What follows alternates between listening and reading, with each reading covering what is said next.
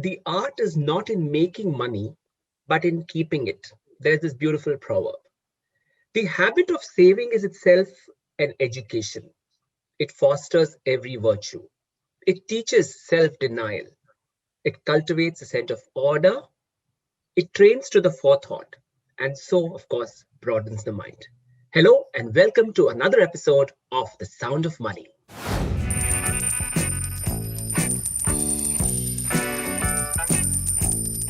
Sound of Money with Santosh Sirur. Again, we have a privilege to have Meeta Gupta. This time you're joining us from New York. Wow. Yes. Yes.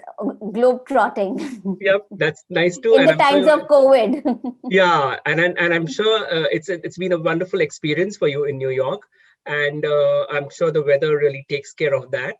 And Yes, yeah, it's so been let's see how wonderful. we go about with this on this episode of The Sound of Money. And Meeta, as we know, she's the founder of Moolah, which is basically a financial literacy forum for women. But on episodes on Sound of Money, she's going to talk to us. She's going to share her experiences, her views on very basics of finance. And today we're going to talk about the one word that we always have very close to our heart, but somehow it just goes and disappears away from us, right? It's savings. And today we're going to talk about savings. So let's go straight into it. So, Meeta, what is savings according to you? Interesting, huh? Thanks, Santosh, for first of all giving me this opportunity again. And a very, very pertinent question, savings. What is savings? So if I would think so, savings is actually planning for the future. It's nothing else other than the fact that if you have certain needs in the future, you save for it today. Let me give you an example. Think about, I mean, we draw all our parallels from nature, right? It's Yeah. nature gives us a lot to learn from. So think of a bird. A bird thinks that it needs to make a nest. What does it do? It starts gathering twigs. Mm, One at a time, it gathers its twigs, and over a period of time, it builds a nest. Think of an ant. What does an ant do? An ant knows that winters are hard times. There's scarcity, and they might want to go into hibernation. It's cold. So what does it do? It takes one grain at a time, and it starts saving. It's the same thing for humans, right?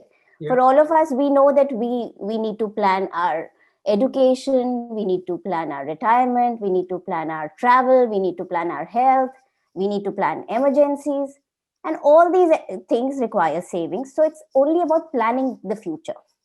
Yeah. That's what I think. Yeah, absolutely. But then, how does one get into the mode? Because, spending is something with the moment you get your bonuses, the moment you get your monthly income, the moment your profits rise, one goes straight into the spending zone or the spending mode. So True. how should one go about with that spending? Because it's a balance, right? That's very, very key. You are absolutely right, Santosh. Balance is the key. Saving does not mean not spending. Saving means that you take out a little bit aside Yeah. and keep it. I mean, if you again take the example of the ant doesn't stop eating. It's enjoying all its grains. It just takes a few of them and saves it for the future. Yeah.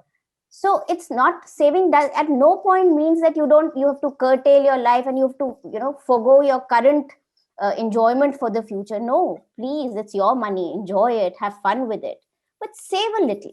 Hmm. Keep a little for the future. And how much is that little is something which you define, that each person defines. Yeah, absolutely. But the other question, Meeta, possibly is how much do I save?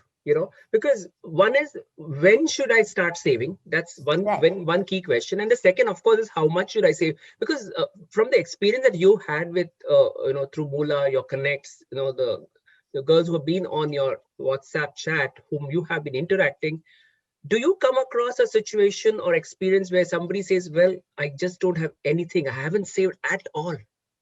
Oh, loads of girls, in fact, come with such situations where they're scared and they feel that, God, time has gone past. Some are at 40, some are at mid 50s, some have gone through life's crisis, and they realize that they don't have any savings. And the best times of their life, they've kind of spent without realizing that they need to save any kind of money. And that's sad, because if you know that saving is, the earlier you save, the better it is, because of the power of compounding of money. Yeah.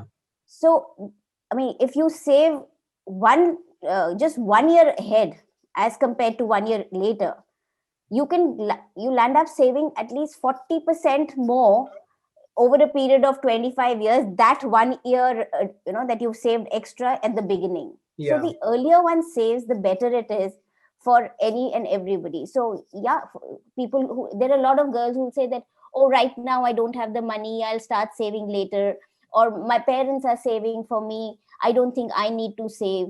I feel that every person, if they can save, so let's assume you have a family where the father is earning, and he gives certain amount of money to the wife, and he gives some pocket money to the kid. Yeah. And if each of them saves 10% of what they're getting, yeah, can you imagine the kind of money that you're saving over a period of time? Yeah. And then if you put it in the right avenues for investment, then that money multiplies. And if I'll again give you the example of an ant, and I was thinking about it the other day, I just think about an ant, right? And the ant has of course, an ant doesn't have two options, but when you store a grain, there can be two options. You can either store a grain, and protect it so that it doesn't get eaten, it doesn't get doesn't rot over a period of time. So you safe keep it, protect it, or you plant it and it grows into a crop. Yeah. So there are two ways to save, right? The first way is to save is to just protect it, and that I would think, like, if I would compare it, it would be like an FD, like a fixed deposit.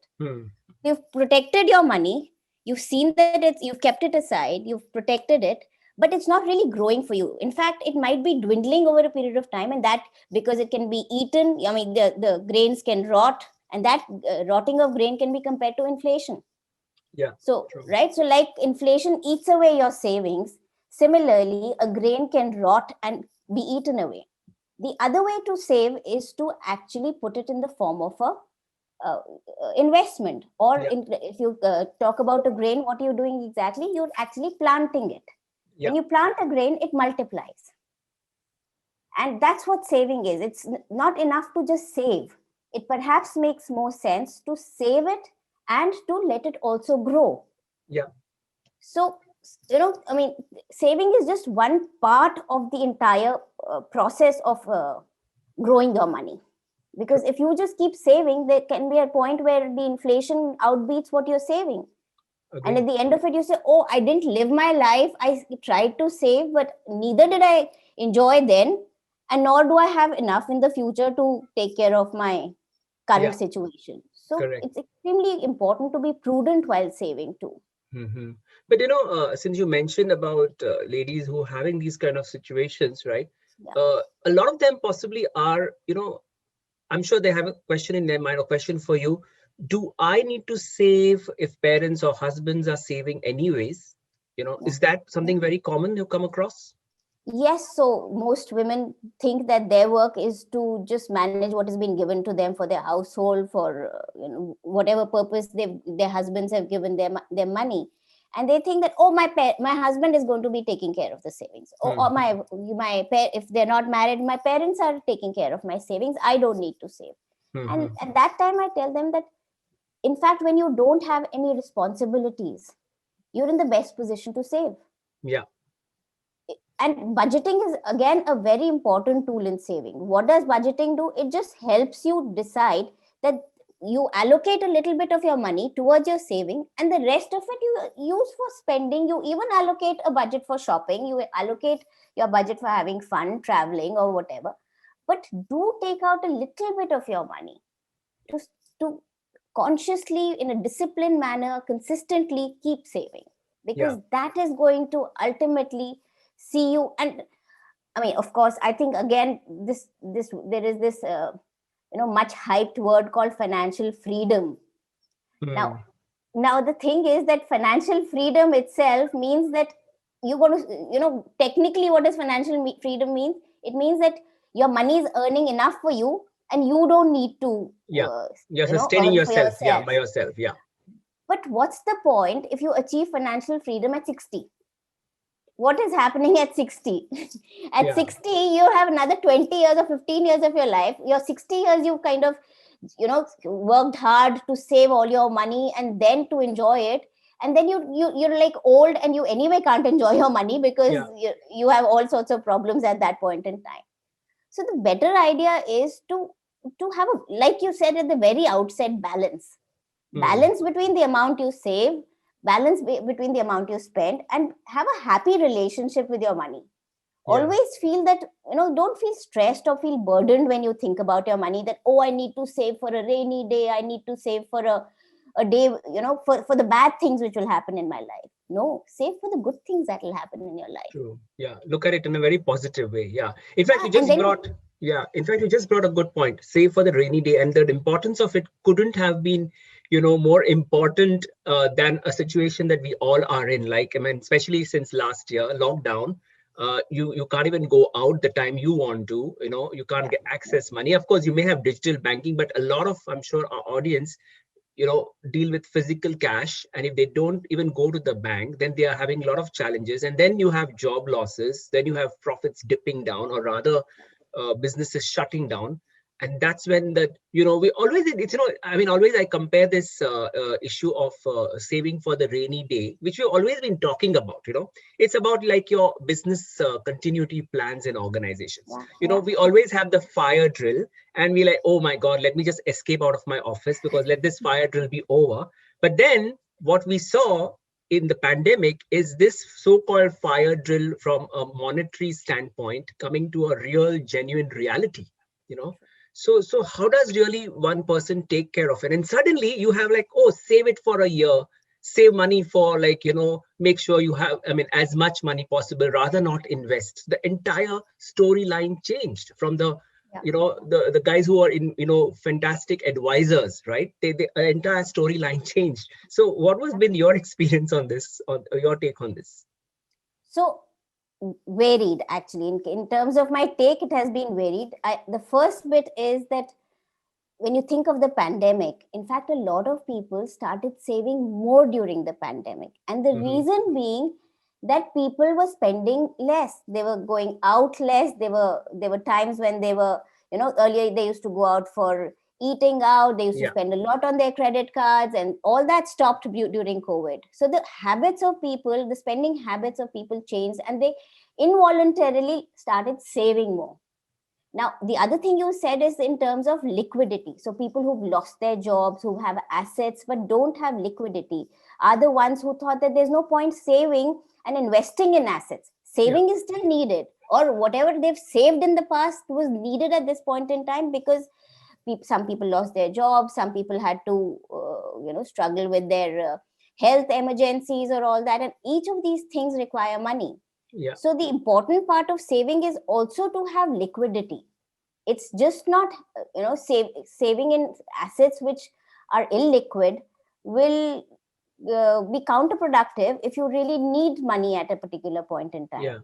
So yes, it is important to save, but it's also important to have enough liquidity with you so that you can take care of your emergencies. And so during COVID, a lot of people who didn't have liquidity had issues. So banks, of course, did their bit by giving you more, extending your moratoriums and all those kind of things. But overall, yes, the situation was a little tight in terms of liquidity for people during these times, and whatever you've invested in or saved in the past helps at that point in time.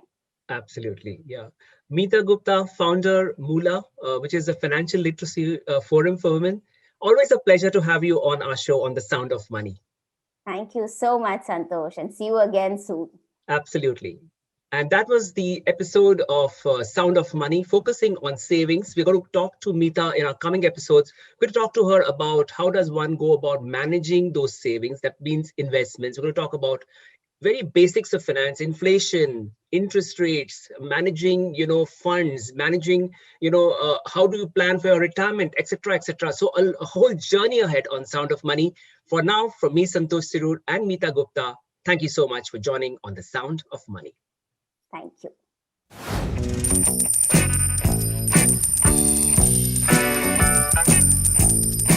Sound Sound of Money with Santosh Sirur.